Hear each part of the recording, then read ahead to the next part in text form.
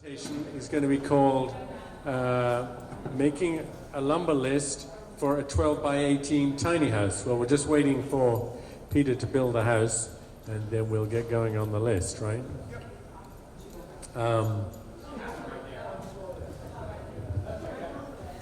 While we're waiting, I'll read out what we will list everything needed from floor frame joist to roof ridge cap.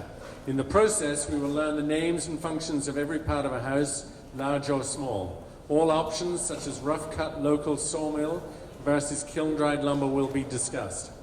Bring a sharp pencil and your sharp brain. Peter King is an excellent teacher and a pretty good carpenter by his own account, veteran of over 50 tiny house building workshops. He homesteads in Bakersfield, Vermont. And on that note, I'll hand you over to Peter, wherever Bakersfield, Vermont is. Yeah, nobody knows where Bakersfield is.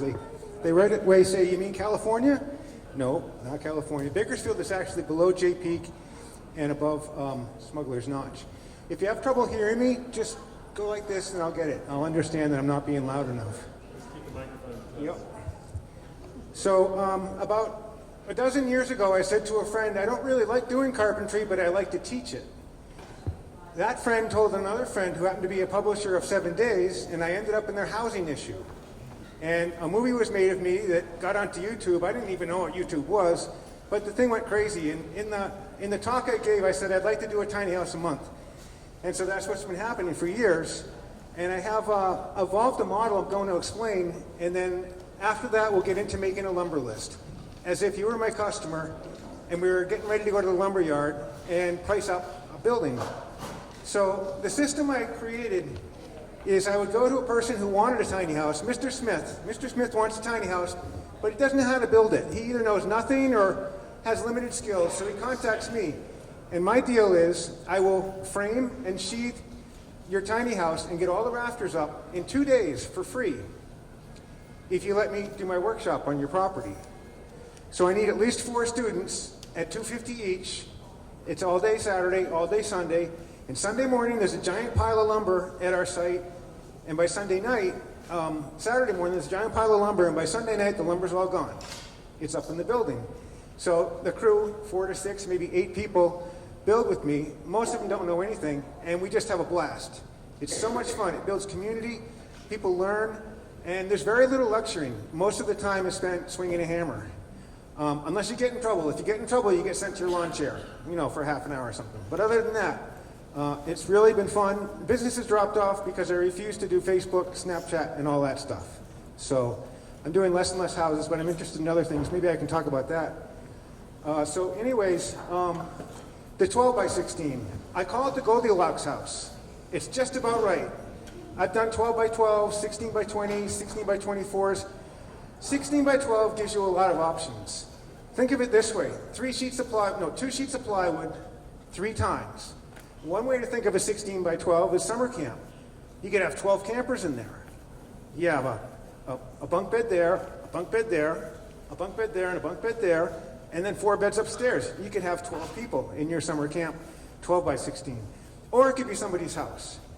And, the first floor, a bed in one corner, then an easy chair to throw your clothes on, then a desk, and in one of the corners, a ship's ladder, and then finally for the kitchen, a little cook stove, some sheets of plywood, some milk crates, and a bucket. And there you go, you're all set for your kitchen. And you can rent out the upstairs. I almost always promote going up. It's cheaper to go up than to go out. And I cringe when I see somebody building a new house and they've only gone 1 story. I'm like, what are you doing? Come on. At least have a storage place. At least have a loft. So if it's a 10 by 10 building, I'll try to do a 10-foot wall. If it's a larger building, like a 12 by 16, I'll try to talk my customer into doing a 12-foot wall. And that means, while I do a balloon frame means instead of building 8 feet and then putting a floor down and then a little mini wall, a balloon frame, you do the whole wall at once. So one of the features of the balloon frame is you can change your mind at the last minute about the loft. You can decide, we want the loft higher, or we want the loft lower. I hang the loft basically off of the wall studs. So I just love the 12 by 16. I think it's a really good size. And as I tell my students, tiny houses are so good looking, they always get pregnant. They always get a mudroom or, a greenhouse, or just, they don't stay as a simple box for long. Generally, I deal with simple boxes because it's easy to teach, and mostly it's a lot cheaper. Now this is a 10 by 10 model. It's a 1/5 scale. The only reason I would build something 100 square feet is to beat the man. Is if the town says, under 100 square feet, no building permit, all right, we're building a 99.9 square foot tiny house. So you could do a 10 by 10 or an 8 by 12. But anyways, back to the 12 by 16. One of the issues with tiny houses is what do you put them on? Full basement? Forget it. It's going to cost more than the house. How about a slab? Forget that too. Concrete is very expensive, and it's less and less environmentally tenable these days. There's actually a shortage of sand. The Chinese are building so much with concrete that people are stealing sand. There's mafias involved getting sand just for concrete. So sometimes these tiny houses just go on cinder blocks. And what's the worst thing that can happen? A frost heave. Okay, so the house is going to lift a little bit. If the house is built well, it'll move as a unit. It'll lift like that. As opposed to a larger house, which is going to bend. And then that spring, you can't open the windows, the door is jammed. But with a tiny house, it lifts all at once. So let's say your tiny house does frost heave a couple inches. No big deal. In the springtime, go to the Subaru, get the car jack out, go into the tiny house, jack the thing up, and put a couple boards under, and now you're back to level again. Another thing about a 12 by 16 tiny house, they're easy to move on the property without even having a trailer. Get yourself some 14-foot long poles out of the forest, poplar, spruce, whatever, that doesn't have any branches. Spruce have a lot of branches. But, and then back your Subaru up really close to the tiny house, wrap a logging chain around it, and let the clutch out slowly, and your tiny house will move anywhere you want on the property. So I usually talk to my customer, or hopefully not email. I'm way anti-internet. You can see my PowerPoint. So we have initial discussions, and then we agree to meet, and when we meet, I put my customer through a decision tree. Do you want this? Do you want that? Do you want this? Do you want that? There's about 6 or 8 things. So I'm going to pretend that you're my customer. And I'm going to ask you, what size tiny house do you want? Well, they usually don't know. And that's why I promote the Goldilocks House. But generally, you would like to be on a harmonic of plywood. So 12 by 12, 12 by 16, 16 by 20, all of these mean a lot less waste with your plywood, and they're just easier to figure out too.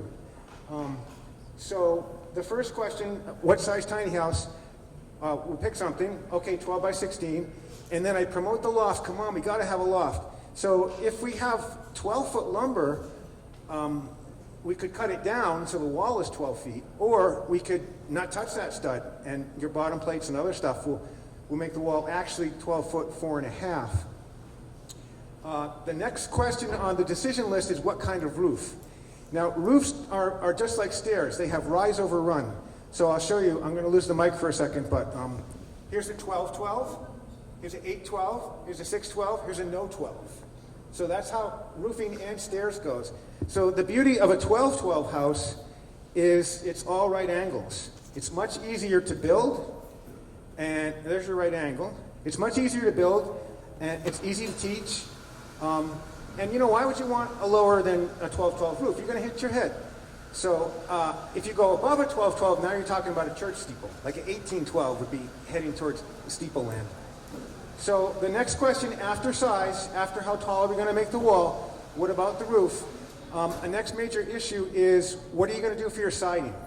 Regular conventional construction, you would frame your walls and then you put 1/2-inch plywood on it. And in my case, I just leave it at that. But you traditionally would then put on either your clapboards or your shingles or something else. There is an exception. You can get a plywood product called T111. T111 is, somebody was really thinking, your plywood is what gives you the structure with your walls. No plywood, the house will fall down. Once plywood is onto your frame walls, it's incredibly strong. So somebody thought, hey, why don't we make a plywood that's finished grade? Once you put it up, you're done. No shingles, no clapboards.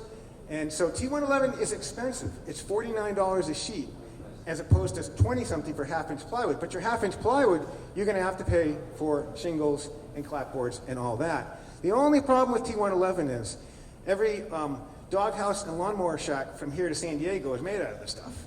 So it's a good product, and nothing wrong with putting it on a brand new house. In fact, you can put fake battens on.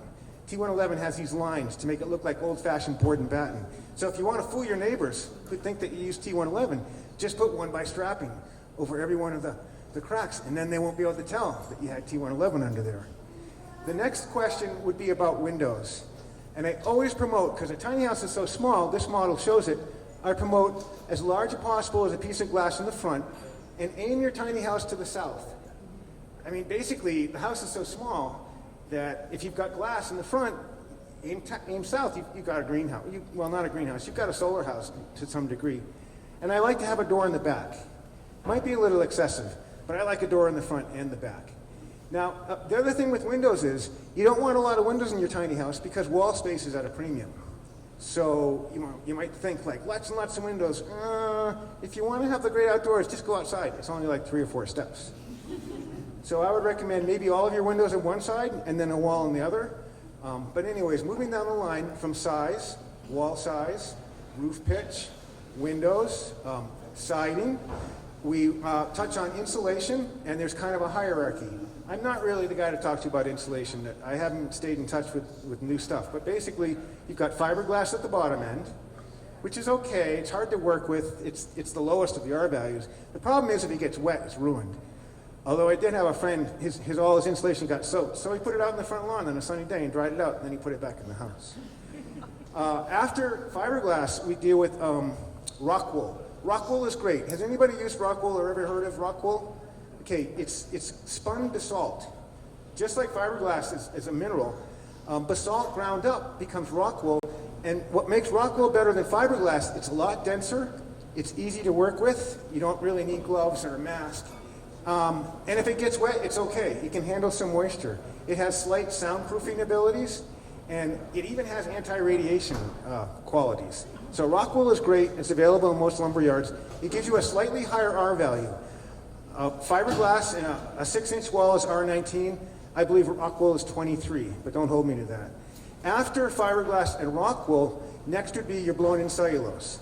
Now for that, you need the man, or to rent the man's machine, or the woman's machine, whoever it may be, but whatever. You got to get a machine to blow stuff in because cellulose will settle.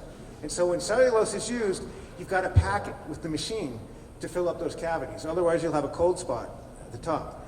After cellulose, it would be your rigid foams. Open cell foam, it will absorb water. Closed cell foam, like a styrofoam cup, it won't absorb water. Usually your closed cell foams, blue board, pink board, is used to be underground. Your foundation gets wrapped in it, and then you put the dirt on it. If you got it for free, you could use blue board in your house. It's not what it's made for, but it's a much higher R value. But what you really should use is the open cell foams. A brand that I used to use was called Thermax. It'll have a shiny a face on each side.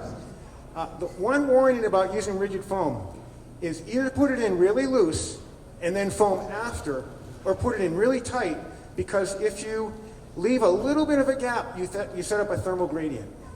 And so you set up like a little wind tunnel. So you put all this money and effort into your foam, which is such a good insulation, and it's not working because you left little tiny 1/4-inch cracks, and that's where the wind will whistle through.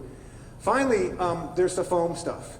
I call it crazy foam. It's for high-end houses. I don't like crazy foam. You get the beer cooler syndrome. You get condensation on your windows, you might get mold, and you're going to have to run an air-to-air heat exchanger. You're going to have a little machine running all the time that takes the stale air out of the house and brings the clean, cool air in. Otherwise, you spent all this money insulating your house. Oh, but now it's so tight, the air is bad, so what do? You open your window to let the air in. Wait a minute. We just spent all that money in the insulation, and now you're opening the window. So I like rock wool. It's cheaper, it's easy to work with. Very quickly, because I want to get onto the lumber list, foundations. So like I said, forget a regular foundation. That's going to cost more than your house. Maybe a slab. I did go to a house that they made a slab out of sand, clay, and horse manure. And that was the recipe. And it was unbelievable. You couldn't tell that it was not concrete. It was so solid. So a lot of people go for sonotubes. Does anybody here, well, how should I say, does everybody know what a sonotube is? Anybody not know what a sonotube is? Okay, a sonotube is designed to get a concrete pillar below frost grade. so that when the frost comes, it's not going to heave the house. In Vermont, if you put your sonotubes down 3 feet, it's going to heave. You got to go to 4.5 feet. The sonotube is cheap. It's just a wax cylinder. The concrete's not too much. The problem is digging the holes. So that's where you rent an excavator, and he does all kinds of other stuff on the property while you got him there for the holes, because it's only going to take half an hour to dig 6 or 8 holes. Okay, so we've covered size, walls, roof, siding, insulation. For foundations, if we're not going to do a sonotube, I see nothing wrong with cinder blocks. They're cheap. There is a fancy kind of cinder block now. It's a little concrete pyramid that they cut the top off, and it's got a printout for a 4x4 post, and it's also got cutouts for back and forth. So those things are great. They're like $7 or $8 a piece.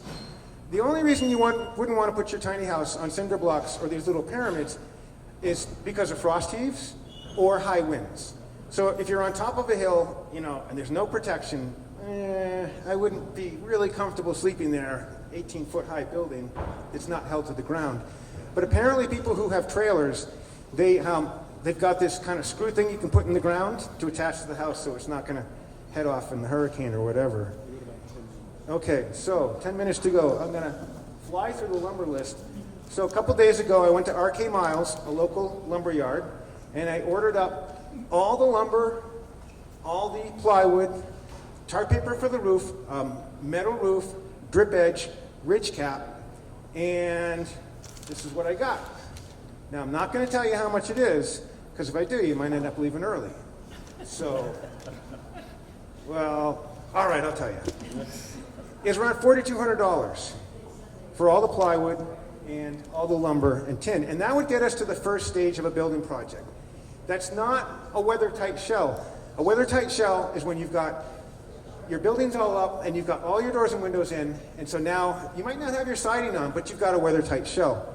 But for this lumber list, this first phase, you're going to have to put plastic on the windows and, hang a rug up for the door or something like that. But at least you can get in there and start camping out as you continue to work in your house. I recommend people start their tiny house in April and May, because then you can live in it all summer and get ready for the winter. Okay, so I have behind me a list of parts of a house, and I'm not going to be able to do the whole process with you. We don't have the time. But here's the first trick to deciding how to make your lumber list. Layout is how you decide where to put the boards, for your floor, for your wall, whatever. 16 on center is so common that every tape has it. On this tape, the red numbers are layout.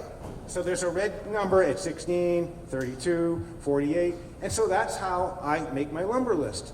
A 12 by 16 house, okay, Charlie, would you hold that? So I'm going to pull it out, go all the way to, let's see, I can't see a thing, 7, 8, 9. Anyways, to get to 12 feet takes us 10 framing members. So when you're making your sheet of paper, thank you, we know that all the 12-foot walls are 10 framing members. When we go to the 16-foot run, if I had counted them, it would have been 13. So you put that at the top of your list. You put a 10 and circle it, and a 13 and circle it, and you know those are your magic numbers. So now when we go to our floor, we can count. Okay, the long run, 16, we're going to need 13 joists. But with tiny houses, they're often up on something, so the joist band or box that holds all the joists, that's going to be doubled up. We double up the band. So that's not being counted. We had 13 members across, but we're only doing 11 because our joist band has those other ones. So we would write here, joist box, 2 16-footers, 2 12-footers, 2 by 10. This is one of my favorite books. It has a table in here that tells you, this is called Building Construction Illustrated by D.K. Ching. Excellent book. It doesn't tell you how to build, it shows you pictures of everything. So we would write down, we'd look up in the book and find out, 12 foot, we'll use a 2 by 10. That would be correct. You can go as far as 14.9 with a 2 by 10. But of course, we live in Vermont, so you can do what you want. So sometimes when I'm doing a 16-foot span, I'll still do the 2 by 10. I don't want to pay for 2 by 12s. Okay, for our joists, we just count all the way around. We've got 13. 13 is 26, 10 and 10. So we need 46 studs to go around our building. However, I left out the plates. The plates are the bottom plate of a wall, then there's the top plate of the wall, and then you have a double plate. So we would need 3 16-foot 2x6 over here, 3 over here, and then 3 12-footers, and then 3 12-footers. So we'd write that down. We've got our box, we've got the joist, we've got our plates. Now we're back to the studs. The way to think about how many studs to put in your wall is just ignore doors and windows. I call it the lion cage concept. Okay, if you got to cage a lion, what are you going to do? Well, definitely use 2x6s. Don't use 2x4s. But anyways, the idea is even if you're going to cut holes in the walls for windows and doors, you still want those studs counted because you're going to have to do what are inappropriately called cripples. The little studs are called cripples. So I'm going to count, 13 on that side, even though I've got 2 windows, because those studs are going to be going above and below the windows, and I'm going to use the scraps to make other parts of my building. The next thing would be your jacks. So one reason I like to teach carpentry, it's fairly simple. If somebody just told you, if somebody got you started, it's a fairly universal language and process. All over the country, they frame the same way, 16 on center. It doesn't matter whether you're building a doghouse or Donald Trump's house or a doghouse for Donald Trump. Actually, I heard the first family does have a dog. It's a bloodhound. They named him Rudy. So, anyways, the next thing is headers. You guys are supposed to laugh at that. Come on. Okay, a header heads off the load. The load comes down the rafter. If it's properly built, hits the stud, which is on top of the joist.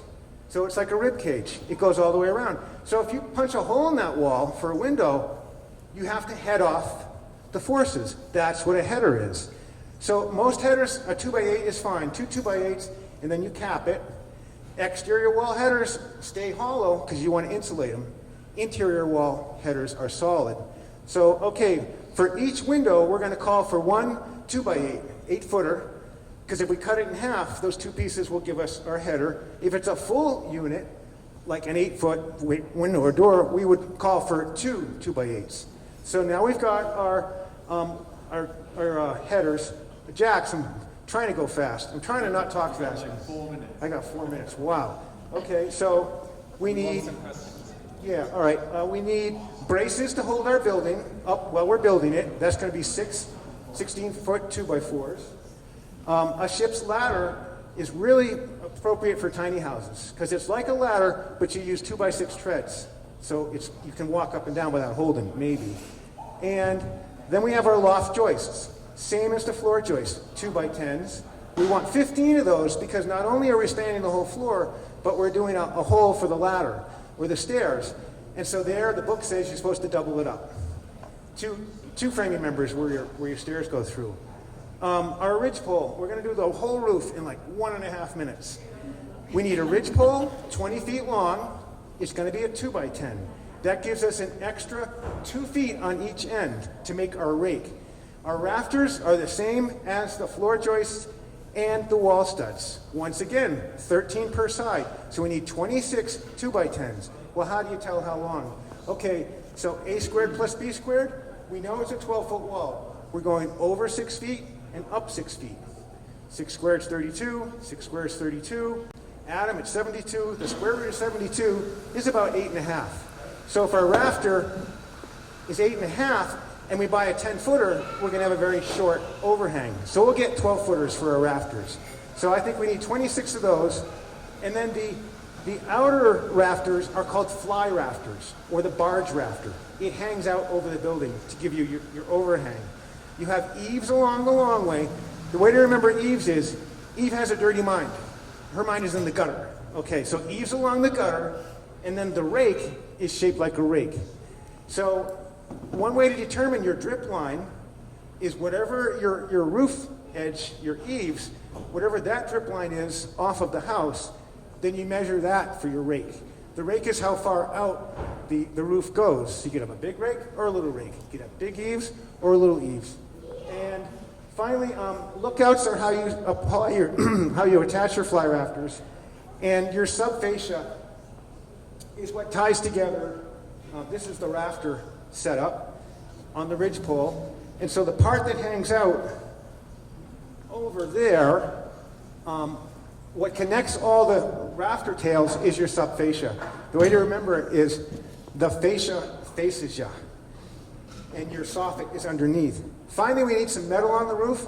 Metal usually comes 36 inches, and you always have a 2-inch lap. So for our 16-foot long building, 6 times 3 would be 18.